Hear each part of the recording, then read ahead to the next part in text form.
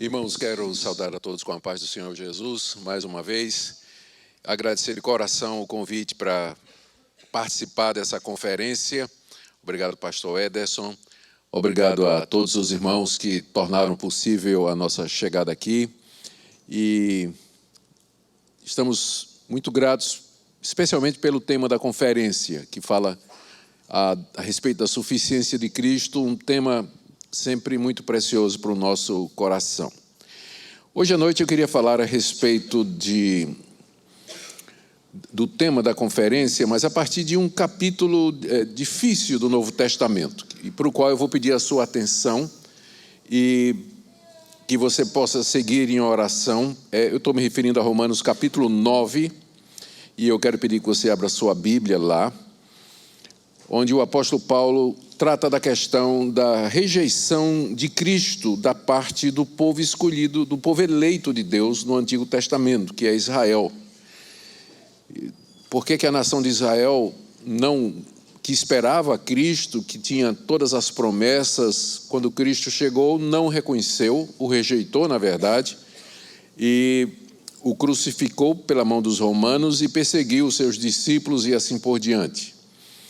E ao fazer isso, nós vamos tocar em vários assuntos relacionados que têm a ver com a soberania de Deus, a graça de Deus, a suficiência de Cristo, o poder do Evangelho, responsabilidade humana e assim por diante.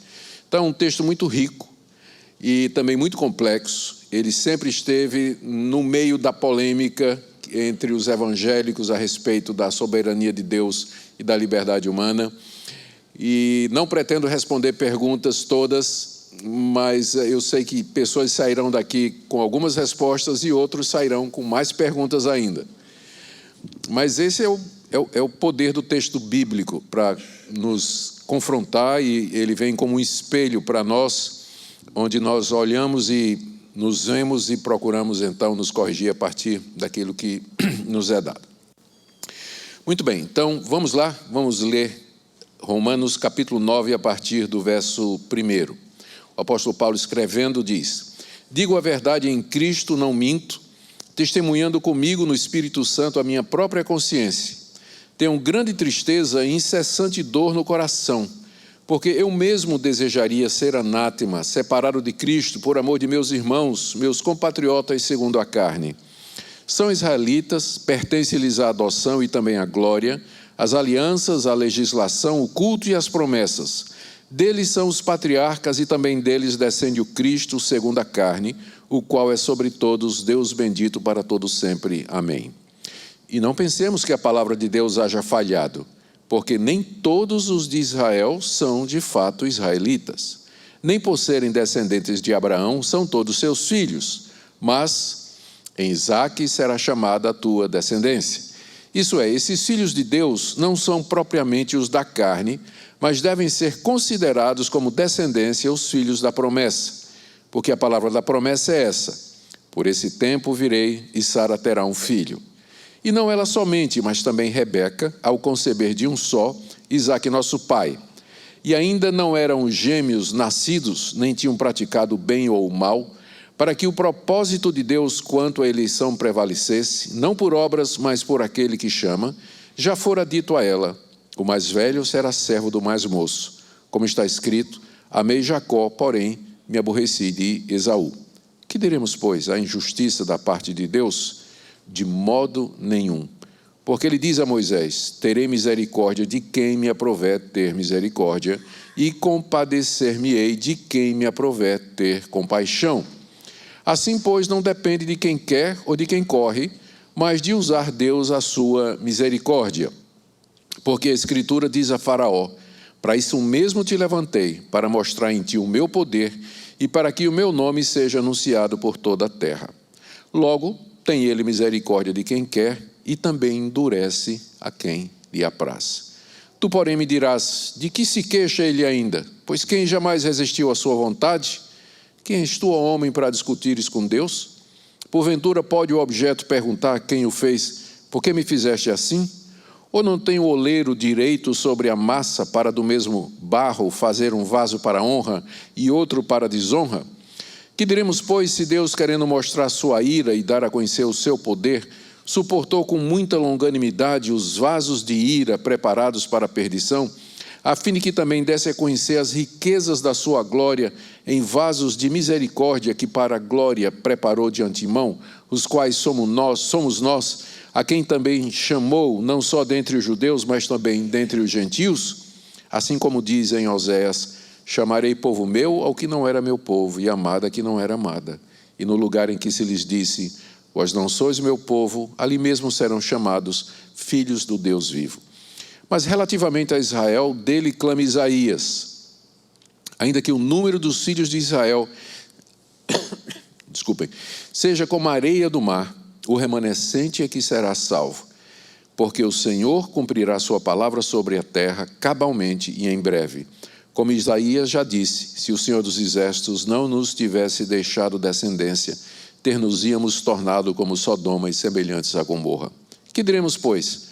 Que os gentios que não buscavam a justificação vieram a alcançá-la, todavia que decorre da fé. E Israel, que buscava a lei de justiça, não chegou a atingir essa lei. Por quê? Porque não decorreu da fé, e sim como das obras, tropeçaram na pedra de tropeço, como está escrito: eis que ponho em Sião uma pedra de tropeço e rocha de escândalo, e aquele que nela crê não será confundido. Queridos, até aqui a leitura da palavra de Deus. Queira Deus nos iluminar e nos abençoar à medida que nós entramos nesse texto. Como vocês sabem, o apóstolo Paulo escreveu a carta aos Romanos com o objetivo de apresentar à igreja de Roma o evangelho que ele pregava e os seus planos de evangelizar a Espanha, onde ainda Cristo não tinha sido anunciado. Só que em Roma havia uma comunidade muito grande de judeus. E grande parte desses judeus havia escutado a respeito do apóstolo Paulo. E Paulo era considerado um pária, um traidor das tradições gloriosas da sua terra, da sua gente. Paulo pregava que a lei tinha se cumprido em Cristo. Paulo pregava que a circuncisão e demais marcadores de identidade judeus haviam cessado. O apóstolo Paulo ensinava que o templo, conforme Cristo havia dito, seria destruído, que os sacrifícios ali não tinham mais valor. Enfim, havia muito questionamento a respeito do apóstolo Paulo nas comunidades judaicas, particularmente em Roma, onde Paulo pretendia visitar. O plano dele era passar um tempo com os romanos, a igreja de Roma, e ser por eles enviados até a Espanha para pregar o evangelho. Mas, sabedor de toda essa situação, das dificuldades que ele encontraria quando chegasse lá, Paulo escreve uma carta como que para já dar uma resposta antecipada a muitas questões que as pessoas haveriam de levantar com relação à pregação de Paulo de que nós somos justificados pela graça, mediante a fé, sem as obras da lei de Moisés. A carta aos Romanos, portanto, é uma carta de um missionário que apresenta seu plano, o evangelho que ele prega e o desejo de estar com os irmãos e receber o apoio dos irmãos. Aqui no capítulo 9, aliás, deixa eu colocar de outra maneira, o capítulo 9 introduz uma das partes principais da carta aos Romanos, que é Romanos 9, 10 e 11, onde o apóstolo Paulo trata exatamente das questões judaicas. Ele trata do evangelho à luz dos questionamentos dos judeus. Tipo assim: qual lugar de Israel, então?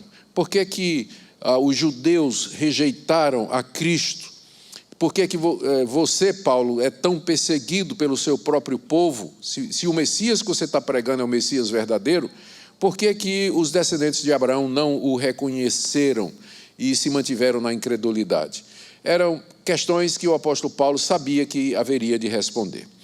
Capítulos 9, 10 e 11 é onde ele concentra as respostas. Mas ele já tinha falado alguma coisa antes, dos capítulos de 1 a 8. Ele já tinha dito no capítulo 2 que o verdadeiro judeu é aquele que crê em Cristo. Ele já tinha dito no capítulo 3 que a salvação não é pela lei de Moisés, mas é pela fé em Cristo. Ele tinha dito no capítulo 3 também, que a circuncisão não salva ninguém. E juntando capítulos 1, 2 e 3, ele diz que os gentios são salvos da mesma forma que os judeus e que em Cristo essa distinção foi abolida. Ele tinha citado Abraão como exemplo. Abraão foi justificado pela fé antes das obras da lei, antes de haver Israel. Ele fala de Davi, que declara que é feliz o homem que é perdoado por Deus, no Salmo 32. Ou seja, a pregação de Paulo com certeza levantaria uma série de questões da parte dos judeus, especialmente essa questão: se o evangelho que você está pregando, Paulo, é o evangelho de Deus, se o Messias que você apresenta, que é Jesus, é de fato aquele esperado pela nossa nação, por que os judeus não o reconheceram? Por que houve essa rejeição tão grande a ponto de crucificá-lo, entregando às autoridades romanas? Porque esse ódio dos judeus contra os discípulos de Jesus, naquela época, perseguindo, o próprio Paulo sofreu na pele, muitas vezes, os efeitos dessa perseguição. Então, ele sente que é preciso dar uma resposta, e aqui no capítulo 9, ele faz exatamente isso aqui. Ele primeiro vai dizer a tristeza que ele sente no coração pelo fato de que os judeus rejeitaram o Messias. Ele vai dizer isso, o quanto ele sente isso, e em seguida ele vai responder 4 perguntas a respeito desse ponto. Por que é que Israel rejeitou o Messias? E no final ele vai apresentar Cristo como sendo aquele que desde o início era o plano de Deus para a salvação, tanto daqueles que viveram antes do Senhor Jesus, como aqueles que vieram depois dele. Então vamos começar com a primeira parte, onde Paulo fala da sua tristeza pela rejeição de Israel, que vai do verso 1 até o verso 5. Digo a verdade em Cristo, não minto, testemunhando comigo no Espírito Santo minha consciência. Tenho grande tristeza, incessante dor no coração, porque eu queria ser anátema, separado de Cristo por amor de meus irmãos, são israelitas, etc. E ele enumera os privilégios e assim vai. Quando Paulo escreveu essas palavras, a maioria da nação judaica rejeitava a Cristo e perseguia os seus discípulos. Os judeus rejeitavam Cristo como Messias, que era exatamente a pregação do apóstolo Paulo, não só em Jerusalém, mas em todo lugar, onde quer que ele fosse. E essa rejeição dos seus compatriotas para com Jesus e para com a mensagem que ele pregava era a tristeza constante do apóstolo Paulo. Olha os termos em que ele diz aqui: eu tenho grande tristeza, não é pequena não, eu tenho uma grande tristeza e tenho uma incessante dor no coração. É uma dor que não parava. Paulo carregava essa tristeza e essa dor no seu coração por conta da rejeição do seu povo, a ponto de alguns acharem de que esse é o espinho na carne a que ele se refere lá em 2 Coríntios capítulo 12, um mensageiro de Satanás que o esbofeteava, que o humilhava e que o deixava angustiado, fazendo com que ele viesse a depender da graça de Deus para poder se manter no ministério. Parecia mentira para o judeu que Paulo sentisse isso. Afinal, Paulo pregava, não é? Eles entendiam que Paulo pregava contra a lei de Moisés, contra o templo, contra as tradições judaicas. Então parecia até hipocrisia de Paulo dizer que ele tinha tristeza no coração por conta da rejeição. E, na verdade, Paulo diz que essa dor é tão grande, e aqui eu estou no verso 3, não é? Que ele, se fosse possível, ele tomar o lugar dos seus compatriotas na perdição, porque Paulo não tem dúvida de que eles estão perdidos, porque rejeitaram o Messias. Se fosse possível, Paulo tomaria o lugar deles, se tornando anátema, maldito da parte de Deus e separado de Cristo. Como ele diz aqui no verso 3, eu mesmo desejaria ser anátema, separado de Cristo, por amor de meus irmãos, meus compatriotas segundo a carne. Ou seja, isso parece uma coisa tão inverossímil que Paulo sentisse isso, que ele começa no verso 1 dizendo: digo a verdade em Cristo, não minto, testemunhando comigo no Espírito Santo a minha própria consciência. É como se fosse um juramento ou um voto que Paulo está dizendo, porque ele sabe que o que ele vai dizer vai parecer hipocrisia para os judeus, de que ele, Paulo, na verdade, ele sofre ele tem tristeza pela atitude da nação com relação ao Messias e a mensagem que ele traz. e por isso ele invoca o Espírito Santo na sua consciência como testemunha de que ele está dizendo a verdade, de que ele vivia em constante dor por causa dos seus compatriotas, a ponto de que, se fosse possível, Paulo iria para o inferno no lugar deles. Você seria capaz de fazer isso ou dizer isso pelos seus inimigos? Paulo está dizendo isso com relação aos judeus. Se fosse possível, não é? Se fosse, o apóstolo Paulo se entregaria no lugar dos judeus para que eles pudessem ser salvos, uma vez que, ao rejeitar a Cristo, eles estavam rejeitando a vida eterna e entrando na sua própria condenação. A tristeza de Paulo tem causa. Não é somente o fato de que emocional dos seus compatriotas estarem caminhando para o inferno porque rejeitaram o Messias, mas é porque Deus Deus não recebeu a glória que lhe era devida com a nação de Israel. Deus, vou colocar em palavras bem humanas, bem fáceis, não é? Deus teve o maior trabalho escolhendo a nação de Israel, dando a lei, os privilégios, construindo todo o Antigo Testamento, e na hora do vamos ver, os judeus rejeitaram. Então, é como se Deus tivesse feito um trabalho perdido, não é? Tanto é que a primeira pergunta que Paulo vai responder é: a palavra de Deus falhou então? Porque no Antigo Testamento a gente vê Deus trabalhando com a nação, fazendo promessas, alianças e uma série de coisas. Paulo enumera 9 privilégios que Deus tinha dado aos judeus. Então aqui, a partir do verso 4, são israelitas, ou seja, eles fazem parte da nação de Israel que Deus escolheu de entre todas as nações. Deus não escolheu os egípcios, os filisteus, os amorreus, os moabitas, os assírios. Deus não escolheu nenhum daqueles povos e civilizações maiores e mais numerosas do que a nação de Israel, mas Deus escolheu Israel. Eles são israelitas, o povo que foi eleito por Deus no Antigo Testamento. A eles pertence a adoção. Deus os adotou como seu povo. Deus não foi adotar nações poderosas como os babilônicos, por exemplo, ou os poderosos assírios, ou o grande Egito. Deus não os adotou como seus, mas Deus adotou a pequena nação de 12 tribos de cuidadores de gado e plantadores e de agricultores que eram descendentes de um homem chamado Jacó. Foi esse povinho, em comparação aos demais, que Deus resolveu adotar. Assim como a glória, a eles pertence a glória. Deus repartiu sua glória com eles. Embora a glória de Deus se manifeste na criação, mas quem é Deus e o que isso representa, somente a nação de Israel sabia no Antigo Testamento. Deus se revelou somente a eles. As alianças, Deus não fez aliança com Faraó, Deus foi fazer aliança com Abraão. Depois essa aliança foi feita, repetida no Monte Sinai através de Moisés, a aliança mosaica. Mais tarde a Davi, dizendo a Davi que dele viria aquele em quem seriam benditas todas as nações da terra. Deus fez alianças e promessas com os descendentes de Abraão e não com outros povos. Foi a esse povo, diz Paulo aqui, no verso 4, a eles pertence a legislação, ou seja, a lei de Moisés. A lei de Moisés. Dá licença só um minutinho.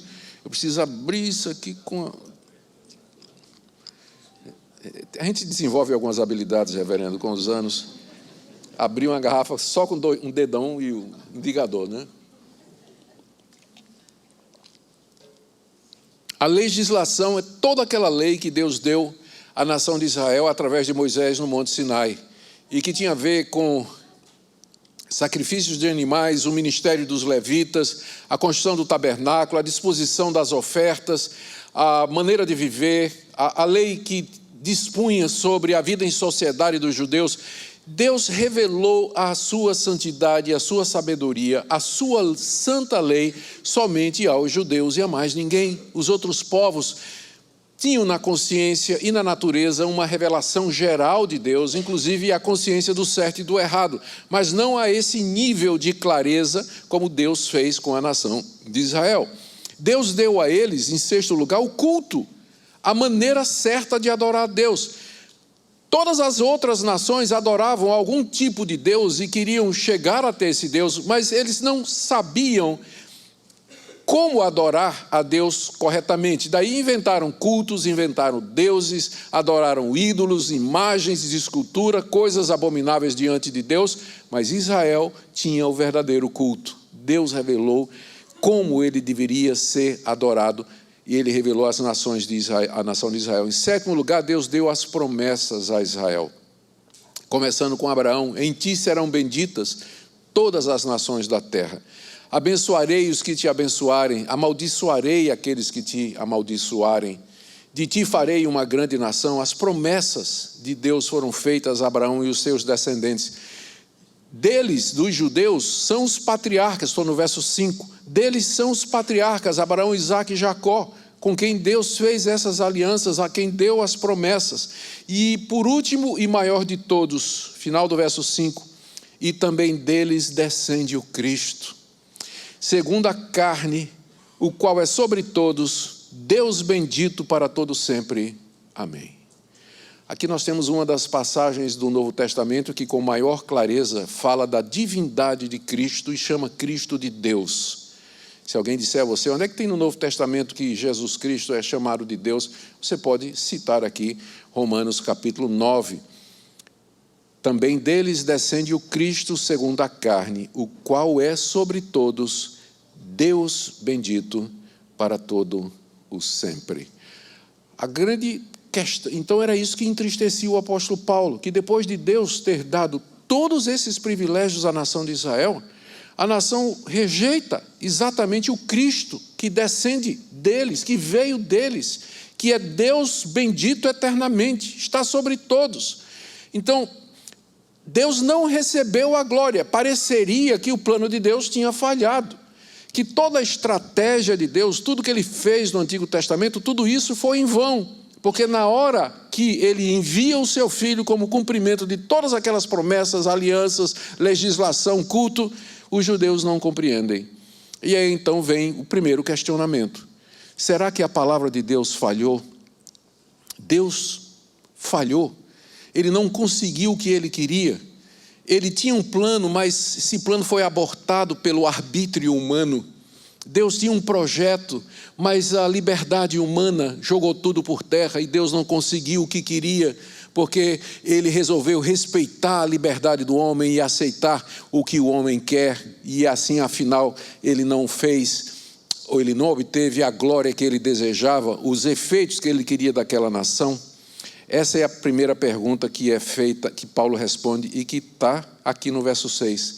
E não pensemos que a palavra de Deus haja falhado, porque era a primeira coisa que viria na cabeça de alguém. Mas então a palavra de Deus falhou, já que os judeus rejeitaram? Paulo diz.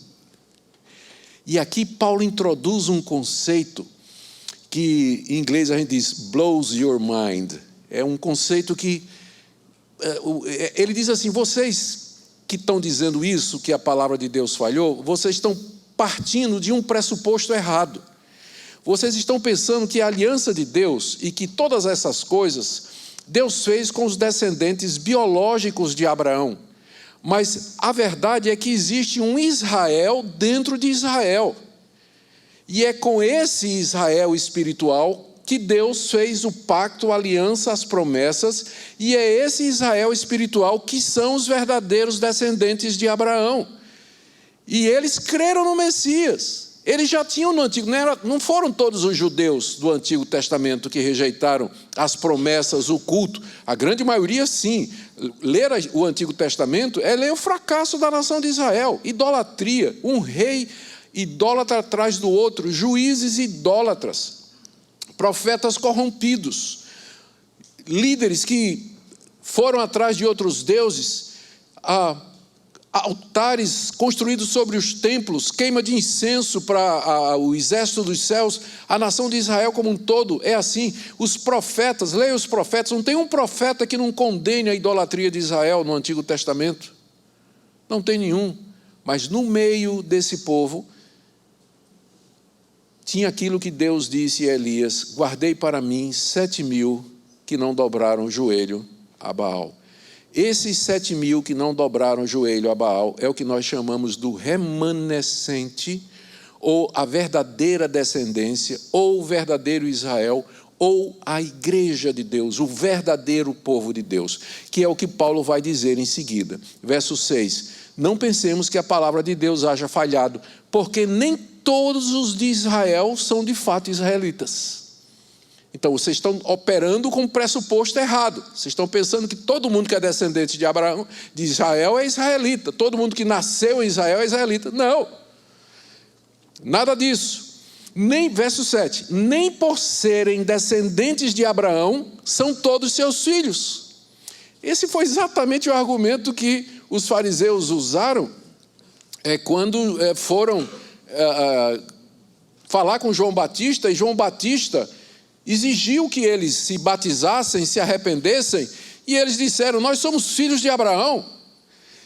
E uma vez disseram isso para Jesus também, quando Jesus os confrontou dos seus pecados, e eles disseram assim, nós não somos bastardos, nós somos filhos de Abraão. Qual foi a resposta de Jesus? Vocês são filhos do diabo. Porque se vocês fossem filhos de Abraão, nesse sentido verdadeiro, vocês teriam me reconhecido e vocês não estariam querendo me matar como vocês estão. Então, esse conceito do Israel dentro do Israel, do Israel espiritual ou remanescente fiel, é o que vai guiar a resposta de Paulo a partir daqui, do capítulo 9, e que lança a base para que nós entendamos que a palavra de Deus não falhou, não. Muitos judeus se converteram, Daniel, Isaías, o profeta Jeremias, o Davi, Moisés, quantos descendentes de Abraão não creram e foram salvos mediante a fé no Messias, nas promessas que Deus havia revelado e Deus havia dito. Então, a palavra de Deus não falhou. Você só precisa entender com quem, de fato, ele fez a aliança. Não é? Porque ele fez aliança com o Israel espiritual. E quem é esse Israel espiritual? Quem são esses? Como é que eles vieram? De que maneira um judeu fazia parte desse remanescente fiel e se tornava parte do povo de Deus, já que não é genético, já que não é biológico, como Paulo está dizendo aqui? E aqui Paulo introduz no verso 7 o conceito da promessa. O conceito da promessa. Os verdadeiros descendentes de Abraão são os filhos da promessa, escolhidos por Deus, chamados de o remanescente fiel. Os judeus que creram no Messias. Veja como Paulo introduz isso aqui a partir do verso 7. Nem por serem descendentes de Abraão são todos seus filhos, mas... E aqui ele está fazendo uma citação de Gênesis 21, 12. Em Isaque será chamada a tua descendência. Vocês lembram o episódio em que essas palavras foram proferidas? Deus veio com mais 2 anjos. Perdão, isso aqui será o próximo. Isso aqui, na verdade, foi com relação a Ismael.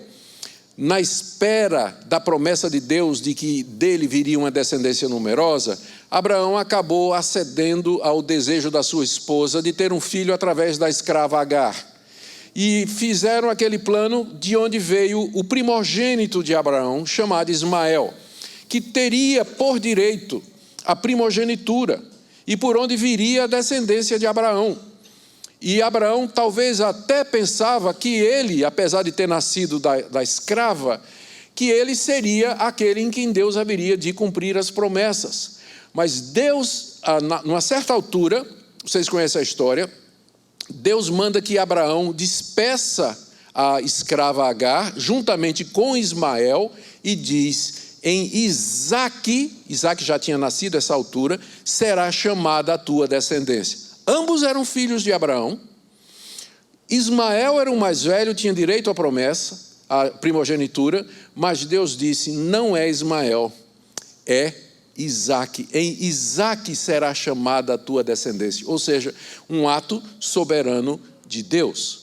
Ele diz, ele é que disse quem seria a descendência, por onde viria a descendência, o povo escolhido.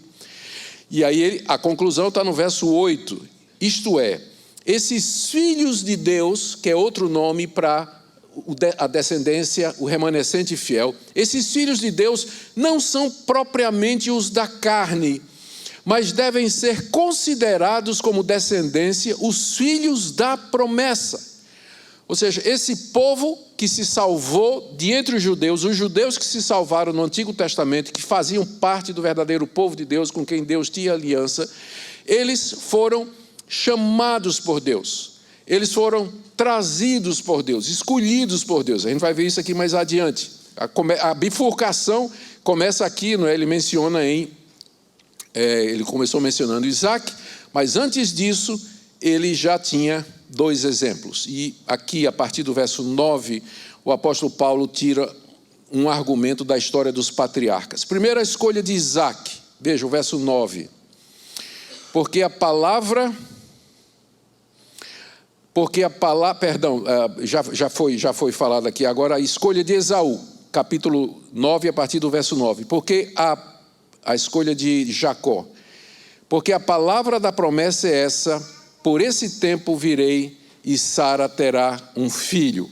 Gente, são 3 histórias aqui, viu? Vocês me desculpem aqui, porque precisa de muita atenção para o que Paulo está dizendo aqui. Ele já falou a história de Isaac e Ismael, e agora ele vem para a promessa que ele faz a Sara. No verso 9, por esse tempo virei e Sara terá um filho.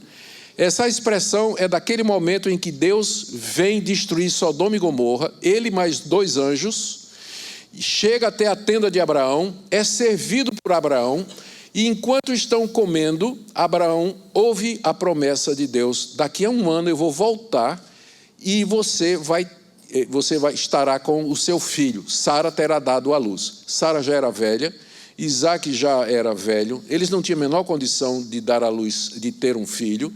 E Sara, quando viu isso, que ela estava lá na tenda com os ouvidos, né, aprumados, ela estava ouvindo a conversa toda, quando ela ouviu Deus dizer que dali a 1 ano ela estaria acalentando um bebê, ela riu.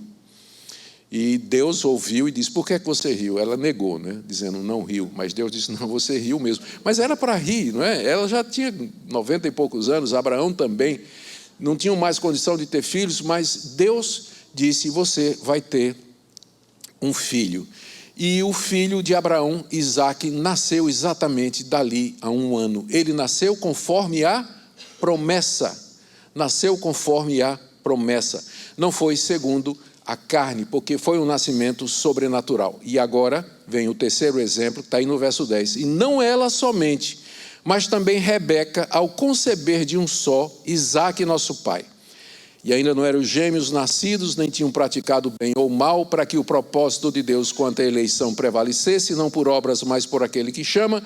Já fora dito a ela: o mais velho será servo do mais moço. Como está escrito: amei Jacó, porém me aborreci de Esaú. Aqui o apóstolo Paulo está citando aquele episódio quando Rebeca concebeu de Isaac, e ela sentiu que havia uma briga na barriga dela.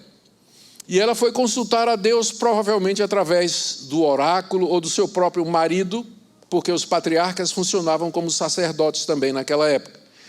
E a resposta de Deus foi: o mais velho será servo, tem 2 nações no teu ventre, mas o mais velho será servo do mais moço. Deus outra vez invertendo o curso natural das coisas. O mais velho, que deveria ser o herdeiro, não é. Ele é rejeitado e no lugar dele, Deus escolhe o mais moço. A esse episódio é referido mais tarde pelo profeta Malaquias, como está no verso 13, como está escrito: amei Jacó, porém me aborreci de Esaú. Malaquias citou isso aqui, Deus disse isso aqui, depois do exílio babilônico, quando os judeus voltaram lá da Babilônia, em um grupo muito pequeno, 50.000 judeus, 1 milhão tinha sido deportado, 50.000 judeus voltaram, reconstruíram o templo com muita dificuldade, cercado de inimigos. E aí o profeta Malaquias chega para animar o povo e diz: assim diz o Senhor, eu tenho amado vocês. E aí o povo diz: em que é que o Senhor nos amou? Resposta de Deus: não era Jacó irmão de Esaú, mas eu amei Jacó, me aborreci de Esaú. A prova do meu amor para com vocês é que eu elegi vocês, eu escolhi vocês, em vez de escolher os edomitas, que são os descendentes de Esaú. Ou seja, a maior prova do amor de Deus, que Deus pode dar para nós, é o fato de nós sermos eleitos para sermos seus filhos e fazermos parte do povo amado e querido de Deus. Não meça o amor de Deus por você através de prosperidade, saúde, bens materiais ou coisas que você porventura queira. Porque Deus dá tudo isso, inclusive para quem é ímpio. Até ateus têm coisas boas e ganham coisas boas da parte de Deus. Mas a maior prova do amor de Deus é essa daqui. Amei Jacó, mas me aborreci de Esaú. Porque você foi amado por Deus para a salvação e para a redenção. Essa é a maior prova que você pode ter do amor de Deus. Paulo, então, comentando sobre isso, agora volte para o verso 11, ele diz assim, que essa palavra que foi dada a Rebeca, ela foi dada quando os gêmeos ainda não eram nascidos, nem tinham praticado bem ou mal. Ou seja, Deus amou Jacó e aborreceu Esaú, eles não tinham nem nascido ainda, não tinham cometido nenhum ato ainda de bem ou do mal, e Deus já tinha soberanamente feito a sua decisão e a sua escolha. Amei Jacó e aborreci Esaú. Por que isso foi feito? Verso 11, para que o propósito de Deus quanto à eleição prevalecesse, não por obras, mas por aquele que chama. Para que ficasse claro que a salvação não é por obras, não é pelo mérito, não é por nascimento, não é por biologia ou genealogia, mas é segundo a misericórdia e a graça do Deus que chama quem Ele quer para fazer parte do seu povo. Então, aqui os contornos do remanescente fiel estão sendo mais bem definidos. Desde sempre, o povo de Deus foi esse povo que Ele amou, que Ele chamou, soberanamente escolheu de entre a humanidade perdida para fazer parte do seu povo. O chamado de Abraão, a instituição da nação de Israel foi para abrigar esse povo enquanto o Messias não vinha. Mas a aliança de Deus é com esse povo que a gente chama do remanescente fiel ou a igreja de Deus, o verdadeiro povo de Deus. E isso segundo a escolha de Deus, o propósito de Deus quanto à eleição, não por obras, mas por aquele que chama. E aí, essa palavra não é fácil de ouvir, e aí vem a segunda pergunta. Vem a segunda pergunta. Será que Deus, a primeira pergunta que Paulo responde é, Deus rejeitou o povo de Israel? A resposta diz não. Porque, na verdade, a aliança de Deus, o pacto é com o Israel, dentro de Israel, o remanescente fiel, aqueles que são chamados segundo a soberania de Deus, conforme a história de Abraão, Isaac e Jacó demonstra. Está muito claro. É segundo a promessa e segundo o chamado de Deus, não é segundo as obras. Mas aí vem a segunda pergunta, mas o senhor está dizendo que Deus amou Jacó e se aborreceu de Esaú, quando eles não tinham feito nem bem nem o mal? Será que Deus não é injusto em fazer essa escolha? Essa é a primeira pergunta que vem na cabeça de muita gente quando esse assunto é tratado, né? Será que Deus não está sendo injusto ao fazer isso? Gêmeos, filhos do mesmo pai e da mesma mãe, nasceram no mesmo dia, mas Deus amou um e aborreceu o outro. Será que há injustiça da parte de Deus? A resposta, a questão está aqui no verso 14, não é? Que diremos, pois? A injustiça da parte de Deus? Paulo já antecipa essa pergunta que vai ser feita lá em Roma, né? Quando ele começar a pregar o evangelho, o pessoal vai dizer, mas isso aí é injustiça da parte de Deus, não é? Resposta de Paulo, de modo nenhum. Essa negativa na língua grega é dupla, a gente chama de dupla negativa, e que é tão forte que a versão King James traduziu God forbid, que é uma maneira forte de dizer, mas de maneira nenhuma. Deus não é, nunca que Deus pode ser injusto. Você pode não entender Deus, mas dizer que Ele é injusto você não pode, porque aí Ele deixa de ser Deus, Ele é perfeito. A injustiça da parte de Deus, de modo nenhum. E aí, essa ideia absurda, né, de que Deus é injusto, Paulo contrapõe com uma palavra que Deus, certa ocasião, disse a Moisés, e que está lá no livro de Êxodo, capítulo 33, verso 19. Vocês lembram o episódio? Moisés se sentiu encorajado a se aproximar mais de Deus, depois que ele disse a Deus, me risca meu nome do livro da vida, se o Senhor não perdoar esse povo. Deus atendeu pedido de Moisés, perdoou Israel, e Moisés pediu a próxima melhor coisa do mundo: eu quero ver a tua glória. Senhor, eu quero ver a tua glória. Resposta de Deus: ninguém pode ver a minha glória e viver. Mas eu vou passar diante de você, você vai me ver pelas costas, e eu terei misericórdia de quem eu quiser ter misericórdia, e eu terei compaixão de quem eu quiser ter compaixão. Palavras que Deus disse a Moisés e que Paulo repete aqui para dizer que Deus não é injusto, porque ele tem o direito, como Deus, de exercer a misericórdia dele com quem ele quer. Deus seria injusto se todos vocês merecessem receber misericórdia da parte de Deus. Eu estou me incluindo também. Deus seria injusto se todos nós que estamos aqui merecêssemos receber misericórdia e compaixão da parte de Deus. Mas nós não merecemos. Antes de Paulo chegar no capítulo 9, ele passou pelo capítulo 1, onde ele fala da perdição de todos os gentios, capítulo 2, onde ele fala da perdição dos hipócritas, legalistas e moralistas, capítulo 3, em que ele fala da perdição de todos os judeus, e termina dizendo: porque todos pecaram e carecem da glória de Deus. Não é esse o versículo mais conhecido do capítulo 3? Todos pecaram e carecem da glória de Deus, ou seja, fall short of God's glory. Você não alcança a glória de Deus, ou o padrão de Deus, portanto você está debaixo da ira de Deus, da condenação de Deus. Por isso nunca diga: Deus, eu só quero que o Senhor me dê aquilo que eu mereça. Não peça isso. Não diga: Deus, me dá o meu direito, né? Deus, eu só quero o meu direito. Não faça isso. Porque o chão vai abrir e você vai descer para o inferno de cabeça para baixo. Porque é só o que você tem direito, é só o que você merece. A ira de Deus. Então, Deus não está obrigado a mostrar misericórdia a ninguém. O fato de que ele mostra misericórdia a um e não a outros não o torna injusto, porque ele não está tirando o direito de ninguém. Ele está exercendo a sua misericórdia e a sua compaixão soberanamente como ele quer.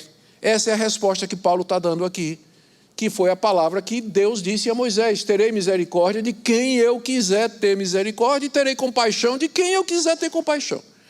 Eu acho que a dificuldade que as pessoas encontram, às vezes, em entender isso aqui, passagens como essa, é o conceito que elas têm de Deus.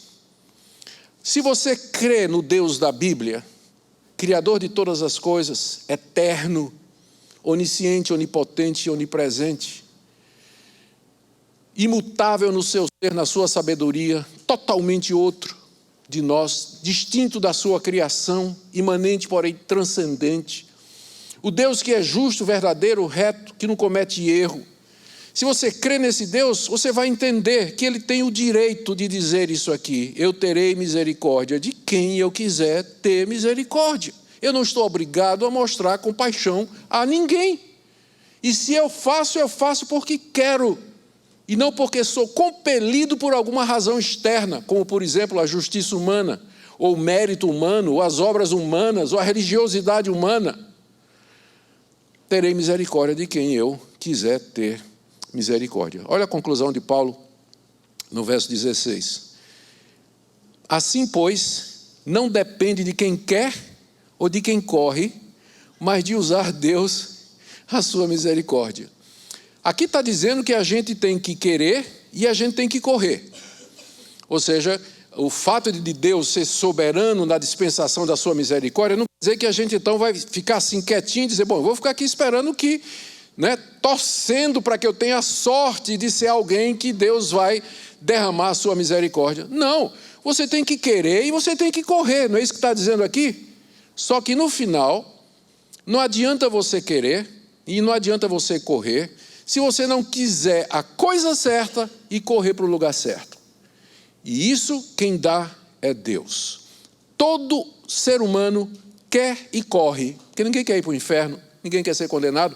Então, todo mundo é religioso, todos os povos têm uma religião, todas as pessoas imaginam alguma forma de chegar à bênção eterna depois da sua morte. Eles querem e eles correm. Mas se Deus não usar de misericórdia para iluminar a mente e o coração e dizer: você tem que correr para Cristo, e você tem que querer o perdão de seus pecados e a reconciliação com Deus mediante Jesus Cristo, você vai passar a sua vida toda querendo e correndo em vão e nunca vai achar o caminho, a porta, a saída, a salvação e a redenção. Não depende de quem quer ou de quem corre, mas de Deus usar de misericórdia. Essa é a conclusão de Paulo, dessa palavra que Deus disse a Moisés. E aí ele, verso 17, com a história de Faraó, porque a Escritura diz a Faraó. Vejam que alto apreço o apóstolo Paulo tinha a Escritura, como se fosse o próprio Deus falando, né? Ele antes já disse Deus, e agora diz a Escritura. É a mesma coisa, Deus fala pela Escritura. Deus fala pela Escritura, Ele se revela pela Escritura. É na Escritura que nós ouvimos a voz de Deus. Quando a gente lê a Bíblia, Deus fala com a gente. Se você quer ouvir a voz de Deus alto, lê a Bíblia em voz alta, que você vai ouvir Deus falando audivelmente para você. O que é que a Escritura diz a Faraó? Para isso mesmo te levantei, para mostrar em ti o meu poder e para que meu nome seja anunciado por toda a terra. Lá no livro de Êxodo, nós lemos vários versículos que dizem que Faraó endureceu o coração. Mas lemos também outros versículos que dizem que Deus endureceu o coração de Faraó. Está escrito pelo apóstolo Paulo, em 2 Tessalonicenses, capítulo 2, que quando as pessoas rejeitam o amor da verdade para serem salvos, Deus manda a operação do erro para que elas creiam na mentira. E aqui em Romanos, capítulo 1, Paulo já tinha dito, porque os homens rejeitaram a revelação que Deus fez da natureza, Deus os entregou às paixões infames. 3 vezes, Romanos 1, 24, Romanos 1, 26, Romanos 1, 28. Deus os entregou às paixões do seu próprio coração. O pior castigo que Deus pode dar a uma pessoa, a um pecador impenitente, é dizer para ele, seja feita a tua vontade.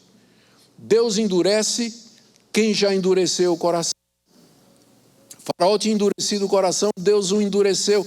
E nessa combinação das duas coisas, você tem o ciclo completo e a história completa. Deus levanta um Faraó endurecido para nele mostrar a sua glória. Porque quando Moisés ia lá dizendo, deixa aí o meu povo, Faraó dizia, de jeito nenhum.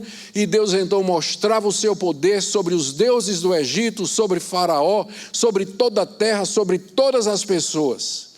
Deus levanta Faraó para nele mostrar a sua glória. Com isso, o apóstolo Paulo revelando que Deus recebe glória não somente nos que se salvam, mas também através dos endurecidos, dos impenitentes, dos perdidos, que vão embora para o inferno por conta da sua própria culpa, da sua própria responsabilidade. Conclusão de Paulo no verso 18. Logo, tem ele misericórdia de quem quer, e também endurece a quem lhe apraz. Quando Deus endurece um pecador, é porque, quando você pega o quadro completo da Bíblia, esse pecador já endureceu o seu coração, conforme Romanos 1, 2 Tessalonicenses 2, que eu já citei para vocês. Então Deus endurece quem Ele quer. Ele pode pegar um pecador endurecido e converter o coração, ou Ele pode deixar o pecador continuar na dureza do seu coração, endurecendo cada vez mais, para que a conta no dia do juízo seja maior e a punição seja proporcional. Deus tem misericórdia de quem quer e também endurece a quem lhe apraz. Aqui o apóstolo Paulo, não vamos perder o fio da meada, não é? Porque é fácil perder o fio da meada aqui. Não vamos perder a linha de pensamento do apóstolo Paulo. Ele está querendo responder a pergunta. Se o evangelho que você prega é verdade, por que o teu próprio povo rejeitou? Falhou tudo que Deus fez com Israel? Resposta de Paulo, não. Porque o pacto de Deus é com o remanescente fiel, que é escolhido soberanamente por Deus. Não é por nascimento, veja o caso dos gêmeos, não é pela primogenitura, veja o caso de Ismael e de Isaque, não é por nada que ninguém faça, mas pela soberana graça de Deus, que Ele dispensa a quem Ele quiser, porque Ele é Deus, Ele faz isso, de dar sua graça a quem Ele quer, e endurece inclusive os pecadores, conforme Ele lhe apraz, conforme lhe apraz. Essa é a resposta do apóstolo Paulo, ou seja, não tem injustiça da parte de Deus. Mas aí vem a próxima pergunta, não é? a próxima pergunta. E a próxima pergunta é essa: mas então, Paulo, como é que Deus então vai se queixar da incredulidade de Israel? Se todo mundo faz a vontade dele, ele está se queixando de quê? Se Deus é soberano, qual é a responsabilidade humana? Por que Deus se queixa? Exatamente aqui é o que Paulo responde a partir do verso 19. Tu, porém, me dirás, veja comigo aí, verso 19, tu, porém, me dirás, de que se queixa ele ainda? Pois quem jamais resistiu à sua vontade? Aqui, a partir desse versículo, o apóstolo Paulo começa o que a gente chama, é um recurso de linguagem, de escrita chamado diatribe. Diatribe é uma disputa imaginária entre você e um opositor para tornar aquele texto vívido, porque todo mundo gosta de ver briga. Então Paulo imagina que ele está brigando com um judeu aqui, né? Um opositor imaginário, e aí ele começa a responder, dialogar com esse opositor, exatamente para prender a atenção do ouvinte, e de fato ele consegue, não é? Tu, porém, ele está apontando agora para o judeu que não está aceitando isso, né? Ou alguém que está lendo aqui que não está aceitando. E Paulo está dizendo assim, tu, porém, me dirás, de que se queixa ele ainda, pois quem resistiu à tua vontade? E aí Paulo aqui já perdeu a paciência, né? Porque ele já argumentou bastante. Quem és tu, ó homem, para discutires com Deus? Quem é você para discutir com Deus? Porventura pode o objeto, perguntou a quem o fez, por que me fizeste assim? Ou não tem o oleiro direito sobre a massa, para do mesmo barro fazer um vaso para honra e outro para desonra? Ou seja, a partir desse momento, a discussão não é mais teológica, a objeção não é mais teológica, a objeção é moral. Porque Paulo está acusando o seu opositor de arrogância. Se até esse ponto você não entendeu que Deus tem o direito de fazer o que Ele quer fazer, porque Ele é Deus, a partir daqui Paulo está dizendo, quem é você para discutir com Deus? Paulo cessa a argumentação teológica aqui. A partir de agora, ele começa a tratar como se fosse um problema espiritual do opositor. Quem você pensa que é para discutir com Deus? E aqui eu quero dar uma boa notícia para todos vocês e para mim também. A nossa salvação em Cristo não depende da gente entender Romanos 9. Depende só de você, no seu coração, crer que Jesus ressuscitou dos mortos para a nossa redenção e confessar com a boca que Jesus Cristo é o único Senhor, e você será salvo. Não depende de você compreender o Romanos 9, ainda bem, não é? Ainda bem. Mas se você compreender, vai lhe fazer muito bem. Eu lhe garanto isso. Vai lhe fazer muito bem e vai lhe ajudar bastante. Quem és tu para discutir isso com Deus? Até agora, Paulo vinha discutindo com o opositor. Mas agora, Paulo entende que a discussão já alcançou um outro nível. A pessoa já está, na verdade, questionando a Deus e querendo discutir com Deus.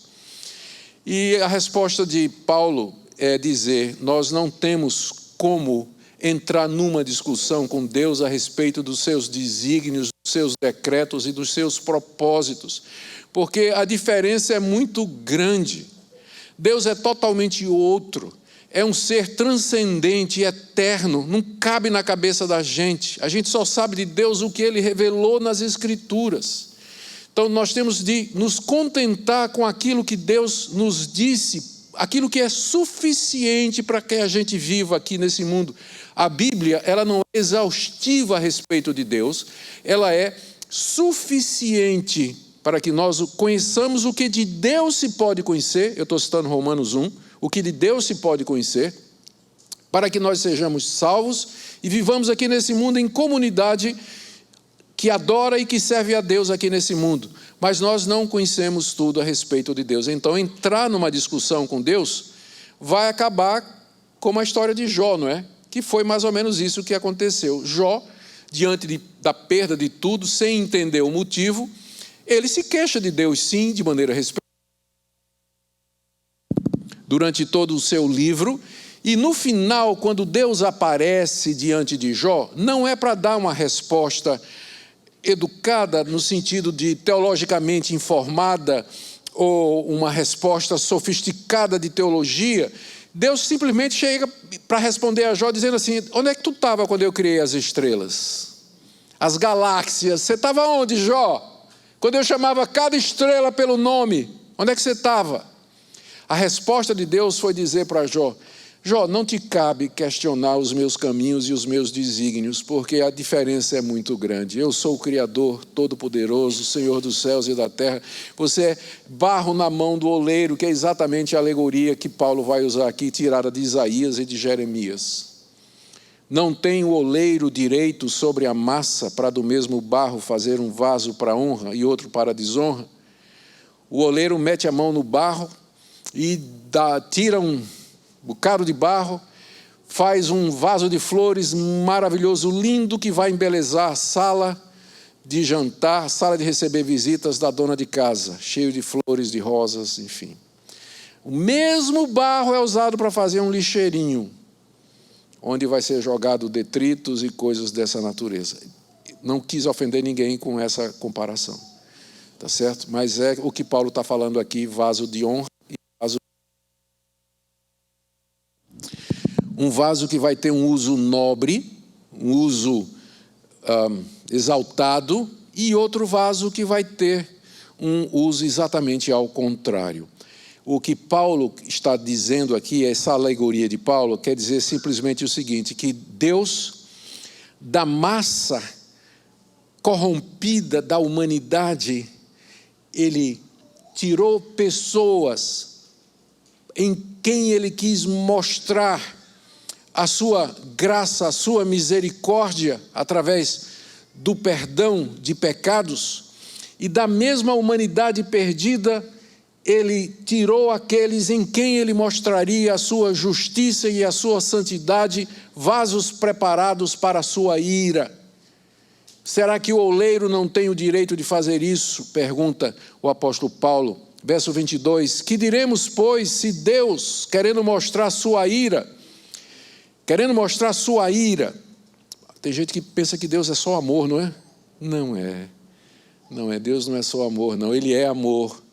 Ele é amor, Ele é misericórdia, Ele é compaixão, mas Ele é santo, Ele é justo, Ele é reto e Ele é verdadeiro. E como da mesma forma que o amor de Deus o leva a mostrar compaixão, a sua santidade o leva a expressar a sua ira. Você não pode ter um dos dois, você tem que ter os dois, ou então não é o Deus da Bíblia. Eu sei que tem gente que quer o Deus irado, e eu sei que tem gente que quer o Deus que é amor. Mas nós não podemos separar os atributos de Deus. Deus é o que Ele é perfeito em todos os seus atributos, são completos, fazem de Deus ser o que Ele é. Deus, querendo mostrar a sua ira e dar a conhecer o seu poder, suportou com muita longanimidade os vasos de ira preparados para a perdição. Já se perguntou por que a ira de Deus não cai sobre a humanidade como caiu sobre Sodoma e Gomorra? Por que o dilúvio não se repete? Deus, a longanimidade de Deus esperando. Ele sofre, por assim, he suffers, eu não sei qual seria a tradução disso para o português. Ele suporta a iniquidade, a corrupção, a imoralidade, a idolatria, a dureza da raça humana, sem dar imediatamente o castigo que nós merecemos. Você sabe disso. Quando você peca, não cai um raio imediatamente na sua cabeça. Você olha ao redor, não é? Você pecou, veio a consciência, o Espírito Santo mexeu, você viu que você pecou, você olha para um lado, olha para o outro, olha para cima, tudo continua exatamente igual. A longanimidade de Deus. Deus não castiga na hora. Ele aguarda isso que Paulo diz aqui, vasos de ira preparados para a perdição. Deus suporta. Você sabe agora por que é que o mundo é o que é e não cai um dilúvio, não vem fogo e enxofre, como caiu sobre Sodoma e Gomorra, e outras catástrofes que mostrariam a ira de Deus da nossa perspectiva. Mas Deus é longânimo e Ele reservou esses vasos de ira para o dia da sua ira, quando então Ele vai mostrar o seu grande poder e a sua justiça, quando todo pecado será castigado, toda injustiça será desfeita e a verdadeira justiça será aplicada.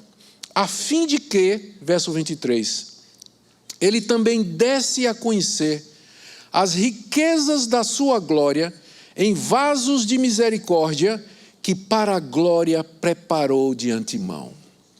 O mesmo Deus que prepara vasos de ira para a perdição, e note que eles vão ser castigados pelos seus próprios pecados. É o mesmo Deus que prepara o que Paulo chama aqui, vasos de misericórdia para a glória que Deus preparou de antemão. Quem está no inferno está por sua própria culpa. Quem se perde pelos seus próprios pecados. Ninguém que está sofrendo eternamente agora, ele pode levantar a mão e dizer a Deus: eu estou aqui de maneira injusta, porque ele sabe que está lá por conta dos seus próprios pecados. Infelizmente, é lá no inferno que a ficha de muitos vai cair, como a história do rico e Lázaro. Somente quando o rico chega no inferno é que cai a ficha. E ele diz: que lugar de tormento. E ele lembra que tem gente, irmãos seus, que estão indo para o mesmo lugar. Estão indo para o mesmo lugar. Deus preparou os vasos de ira para aquele grande dia, mas também deu a conhecer as riquezas da sua glória em vasos de misericórdia. Agora note que aqui Paulo vai introduzir um passo a mais na discussão, um elemento a mais. Ele vai um passo mais além. Quando ele diz no final do verso 23 que Deus preparou vasos de misericórdia para a glória, ele diz no verso 24, os quais somos nós. Paulo aqui se junta ao remanescente fiel. Quem são esses vasos de misericórdia? São os mesmos remanescentes fiéis do Antigo Testamento, a descendência bendita, escolhida, os filhos da promessa, os 7.000 que não dobraram o joelho a Baal, os judeus que creram em Jesus, como ele diz aqui, os quais somos nós, a quem também chamou. É por chamado, não é? É Deus que chama, e chama para valer. Quando Deus chama, pecador vem, e ele chama de um jeito que o pecador vem porque quer, como o rapaz que quer conquistar a moça, e fala ao coração dela, diz palavras doces, bonitas, palavras reais e verdadeiras, mostra o seu caráter, chama de tal forma, fala de tal maneira que a moça se deixa vencer e conquistar, e livremente ela vem. Assim o Espírito Santo faz conosco. Quando Deus chama, Ele fala ao nosso coração, abre os nossos olhos, nos convence do pecado, nos mostra a suficiência e a beleza de Cristo, de forma que quando você veio, quando você creu, você fez isso voluntariamente, de livre e espontânea vontade, porque quis.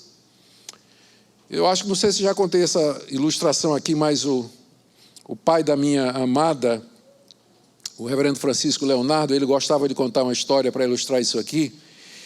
O meu sogro, ele dizia, imagina uma rua e onde tem uma porta bem grande, e do lado de fora está escrito assim: vinde a mim todos vós que estáis cansados e oprimidos, eu vos aliviarei.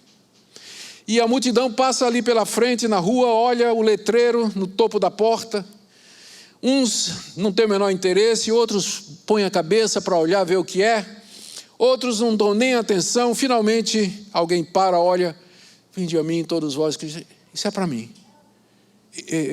Sou eu estou cansado, eu estou oprimido, e eu preciso de alívio, e eu creio que vou encontrar aqui.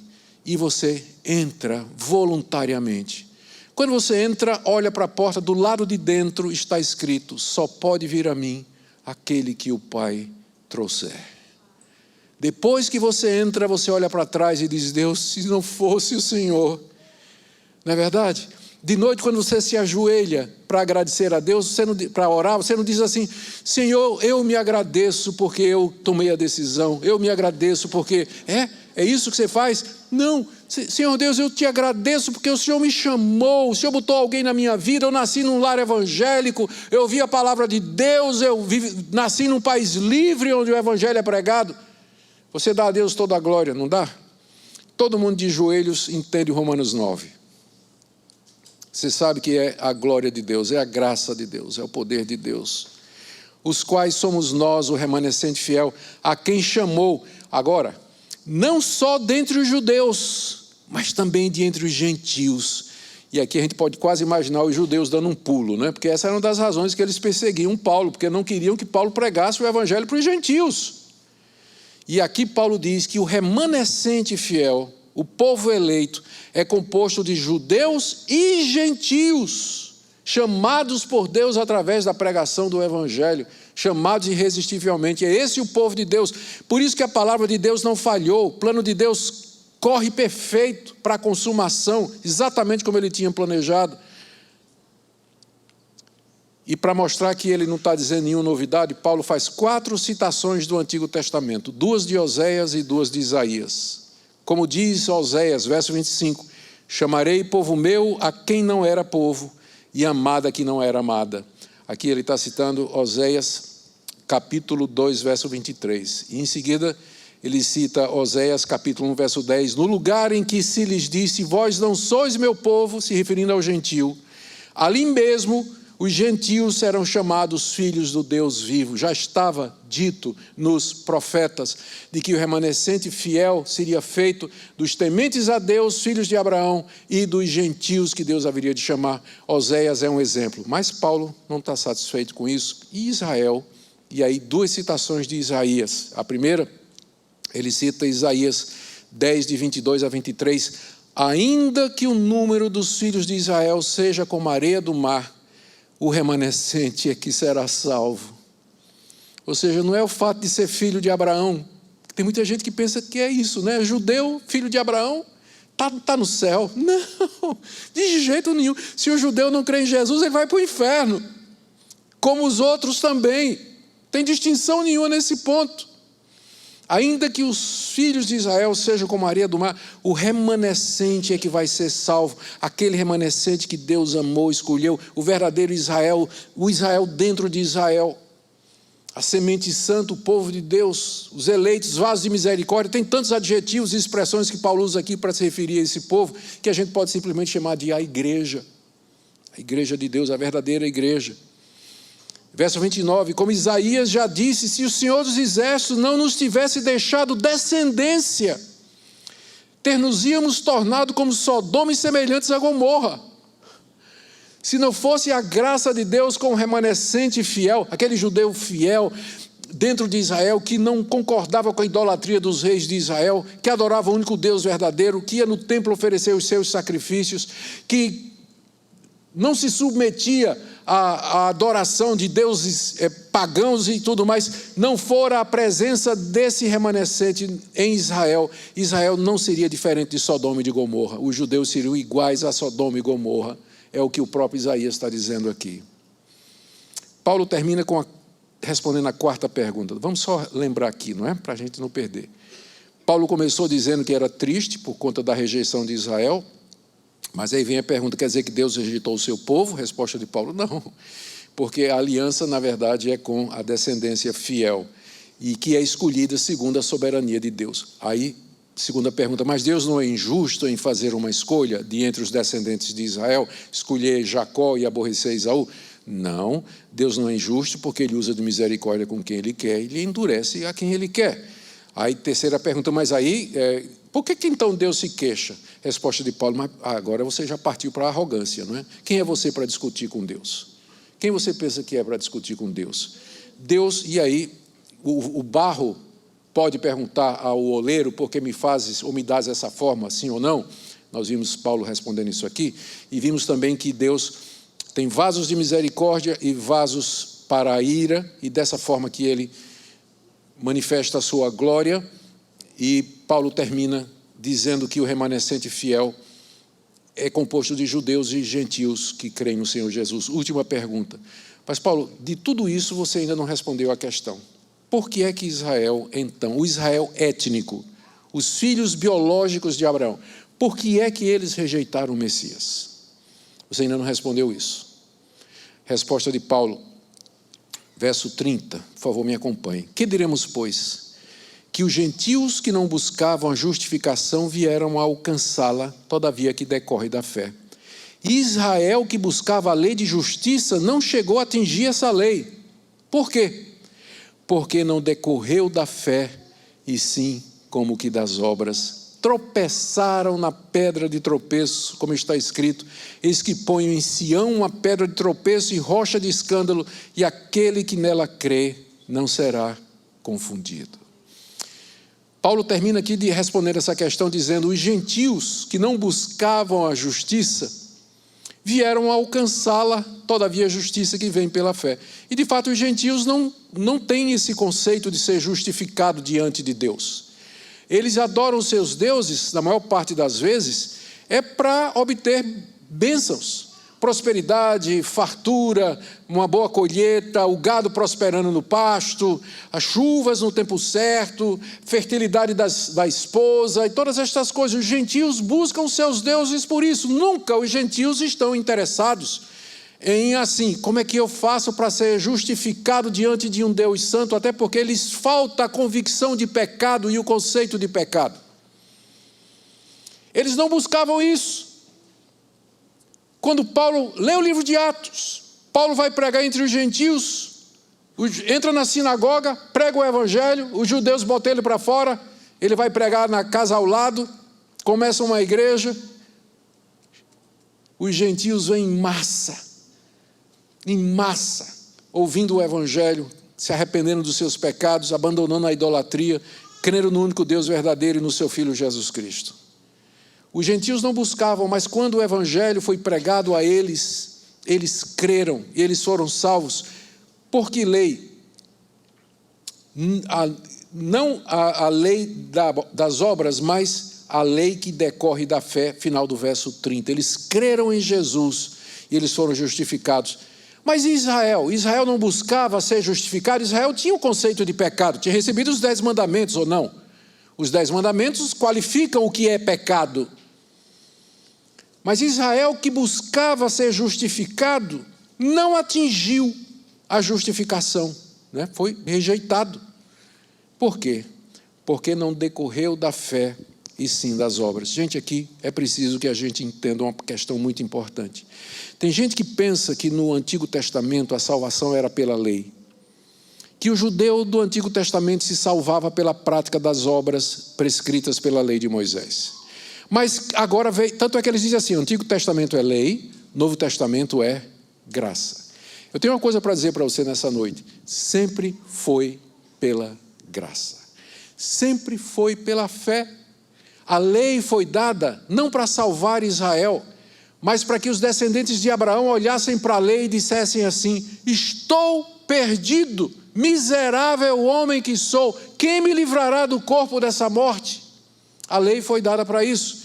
A lei condenava o judeu e apontava para o altar dos sacrifícios onde o cordeiro era imolado. E o judeu olhava com fé e via o Messias que haveria de vir, como Isaías capítulo 53, ele foi ferido pelas nossas transgressões, moído pelas nossas iniquidades. O castigo que nos traz a paz estava sobre ele, pelas suas pisaduras fomos sarados. Eis um crente no Antigo Testamento, Isaías, salvo pela fé no sacrifício do Messias que haveria de vir. Qual a diferença deles para nós? Simplesmente posição no tempo. Eles foram salvos pela fé no Messias que haveria de vir. Nós somos salvos pela fé no Messias que veio. Eles nunca viram Jesus, a não ser aquela geração da época de Jesus. E nós também não vimos. Entretanto, cremos como Isaías creu, e somos salvos pela graça, mediante a fé. Sempre foi pela fé, nunca foi pelas obras. Porque Deus só tem um povo, esse povo, que eu acabei de descrever para vocês, que é chamado de o remanescente fiel. Salvos pela graça, pela misericórdia de Deus. Por que eles não foram salvos? Por que eles rejeitaram? Resposta de Paulo 32, porque não decorreu da fé. Eles não entenderam isso. Os judeus não entenderam, quando receberam a lei, a religião do Antigo Testamento, que era uma religião da graça, da fé, eles pensaram que era uma religião de obras. E por isso eles não entenderam quando o Messias veio e disse que primeiro tinha que ser crucificado, em cumprimento de tudo aquilo que estava escrito. E aí eles tropeçaram na pedra de tropeço. A citação que Paulo faz aqui, também do profeta Isaías. Tropeçaram na pedra de tropeço. Cristo estava no Antigo Testamento.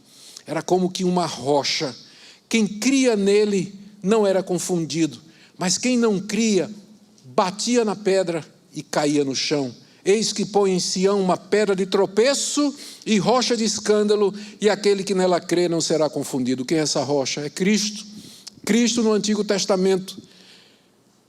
Os judeus perderam de vista, não entenderam. Essa é a razão que Paulo dá para a rejeição do Israel étnico, biológico do Messias.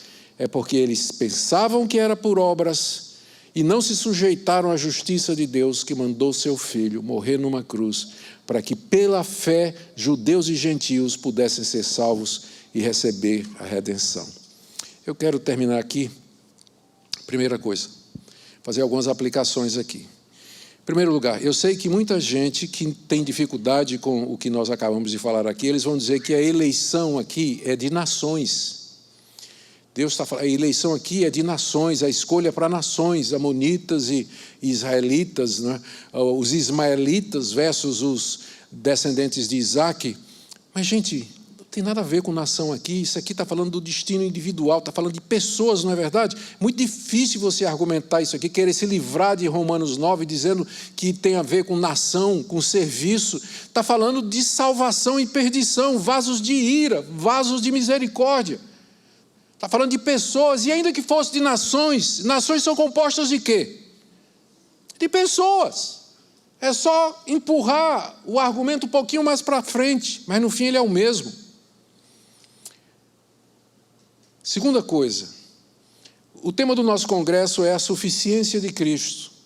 E eu espero que a exposição aqui de Romanos 9 tenha deixado muito claro. Sempre foi a respeito de Cristo. It's all about Jesus. Ele é a pedra que estava lá na antiga aliança. Ele é o único mediador entre Deus e os homens. Ele é aquele sobre quem o povo de Deus se edifica, como ele mesmo disse a Pedro: Pedro, sobre essa verdade que tu dissestes, de que eu sou o Cristo, o Filho do Deus vivo, eu edificarei a minha igreja. A igreja, esse povo aqui, ele está edificado sobre o fundamento que é a pessoa e a obra de Cristo Jesus. Por isso que ele é tudo, ele é suficiente, ele é a base, ele é a firmeza, o fundamento do povo de Deus. Talvez haja alguém aqui nessa noite que ainda não compreendeu a graça de Deus e diga assim: pastor, a minha maior preocupação com tudo que o senhor falou até aqui é o seguinte: como é que eu sei que eu faço parte desse povo? Como é que eu sei que eu faço parte desse povo? Eu vou dizer para você o seguinte: o simples fato de que você está preocupado com isso, para mim já é um sinal, porque quem não é de Deus, nem é do povo de Deus, ele não está preocupado com isso, está preocupado em ganhar dinheiro, ser feliz, fazer sexo, fazer dinheiro, ter poder e todas essas coisas, não está interessado nas coisas de Deus. Mas quando você chega para mim, como muitos chegam, e dizem assim: pastor, eu caí, eu fiz o que não devia, pastor, eu estou tão triste comigo mesmo, será que tem perdão para mim? Será que eu sou salvo, pastor? Depois dessa queda que eu cometi?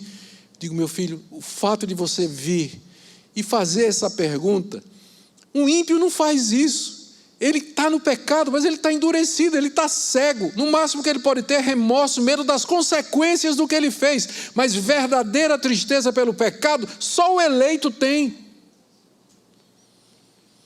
Então você tem? Você sente isso? Tristeza no coração quando peca? Ofendeu a Deus? E você ora dizendo: Deus, nunca mais eu queria fazer isso. Por favor, livra-me. É assim que você se sente? É um bom sinal da eleição. E talvez nessa noite haja alguém que diga assim: pastor, eu quero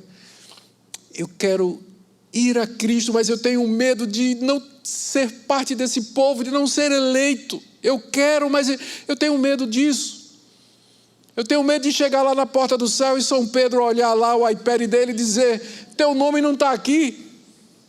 Porque tem gente que pensa que é assim, né? Esse assunto, pensa que é assim. O pessoal chega, né, morre, crente, acreditou em Jesus, aceitou o evangelho, morreu, chegou na porta do céu, aí o anjo Gabriel barra lá e diz: o que é que você quer? Diz: eu quero entrar, quero ir para o céu, eu aceitei Jesus. Sim, meu filho, mas você não é eleito. Mas eu aceitei Jesus, mas você não é eleito, você não foi predestinado. Está vendo ali escrito, ó, inferno, aquela porta ali, vá para lá. Tem gente que pensa que é assim. Mas eu vou te dar outra versão.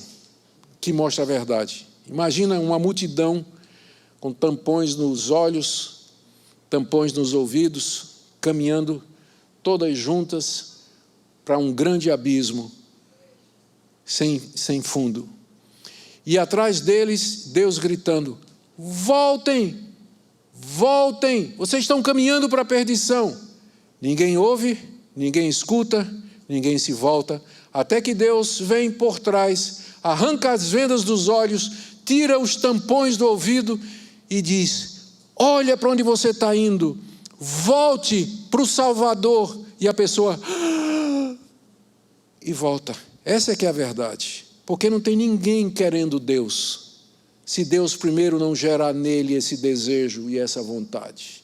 Então, se você tem vontade, venha, porque Jesus disse: quem vem a mim de maneira nenhuma mandarei embora, lançarei fora. Se você tem desejo, venha, creia no Senhor Jesus e Cristo o receberá de braços abertos e bem-vindo ao povo da aliança. Amém? Que Deus abençoe a vida de vocês, que vocês continuem a proclamar o verdadeiro evangelho aqui nessa cidade e se regozijando com a suficiência do nosso Senhor e Salvador Jesus. Amém. Muito grato.